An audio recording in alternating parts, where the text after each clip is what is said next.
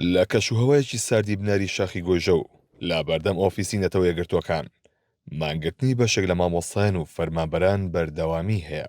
نیوەشەوە و لە کاتێکدا زۆرینەی خەڵکی خەوتون و شەقامەکان خامۆشن، ئێمە وەک تیمی 964 لە ژێر خێوەتی مانگرتن لەگەڵ ئەو مامۆستا و فەرمانبەرانە دەمێنینەوە. چوار شەو و ڕۆژە ئەوان لێرەمانیان لە خواردن گرتووە. شەکەتی و هیلاکی لە جەستە و ڕوخساریان بەدی دەکرێت. سەرمای بناری گۆیژەش وەک مووس خێوەتەکە دەبڕێت. بەم هەموو ناڕەحەتیەوە خەوتن لە ژێر خێوەتەکەدا کارێکی ئاسان نییە. کاژمێر بووە بە 244 خولەک. مامۆستایەک بەهۆی مانگرتنەکەیەوە هێزی لێبڕاوە و لە لێواری قەرەوێڵەکەی دانیشتووە.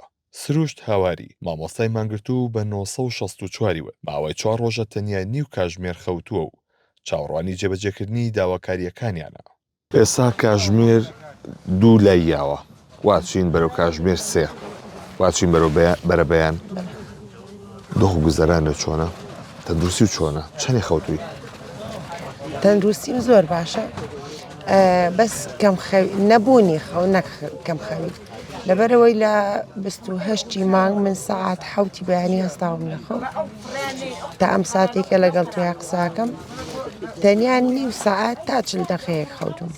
واتە لە ماوەی چەند کە ڕۆژەیە ئەوەنە؟ واتە لە ماوەی 68 کاژمێر و 44 دقەیە نیو سەعاتێک تا 40 دقە خەوت. مامۆستاکان دوای ڕۆشتنی مامۆستاکانی هاوڕێیان کۆبوونەتەوە و پلانی ڕۆژی داهاتوو دادەنێن. کاژمێر 30 خولەکە وردە وردە دەچنە جێگاوە بۆ ئەوەی پشوێک بدەن و بۆ بەیانی ئامادە بن بۆ ڕۆژێکی نوێی مانگرتن. دڵشاد میرانی نوێنەری مامۆستایانی ناڕازی بە 964 وت لە ماوەی 4 ڕۆژی مانگرتنیاندا یەک دڵۆپ ئاویشی نەخواردوێتەوە. بەگشتی دۆخی مانگرتوەکان چۆنە؟ وڵی باش نییە بە تۆزیسان ڕاشکاوانە قسە بکە لە بەرۆی کە نەتیجەی ئەو ئازمایشانەیەتەوە لە برادرانی تەندروستی پێتەڵێنەوە لە ڕووی دابەزینی شەکر و زەخت و حەواسی و ئەم بابەتانە ئەوەمان پێڵەکە بە تاکید یعنی تەندروستیان باش نیە و بە تایبەتی مانگرت و ئافرەتەکان بەداخەوە بەنیازن چەندێکی دیکە بەردەوام بن.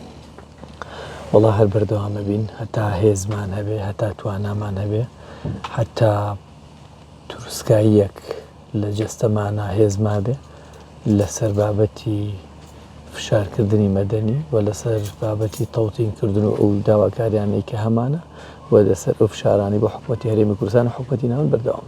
دنیا ڕووناک بووە و ڕۆژێکی نوێیە بۆ خەباتی مەدەنی مامۆستایان و فەرمانبەرانی ناڕازی لە بەردەم ئۆفیسی نەتەوە یەکگرتووەکان لە سلێمانی. ئەوان چاوەڕێن حکوومەتی هەرێم و ناوەند بە جێبەجێکردنی داواکاریەکانیان مانگرتنەکەیان پێ بشکێنن. دیلان محەممەد جەزا 964 سلێمانی.